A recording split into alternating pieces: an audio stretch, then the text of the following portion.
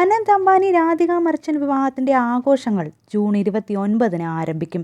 അംബാനിയുടെ മുംബൈയിലുള്ള വസതിയായ ആന്റിലയിൽ പ്രത്യേക പൂജ നടത്തിയാണ് ചടങ്ങുകൾക്ക് തുടക്കം. വിവാഹത്തിനുള്ള ഒരുക്കങ്ങളെല്ലാം ഇതിനോടകം തന്നെ പൂർത്തിയായതാണ് വിവരം.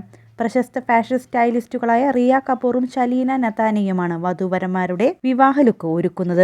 വധൂവരന്മാരുടെ ഔട്ട്ഫിറ്റ് തയ്യാറാക്കുന്നത് പ്രശസ്ത ഡിസൈനർമാരായ അബുജാനിയും സന്ദീപ് ഘോഷ്ലയുമാണ്.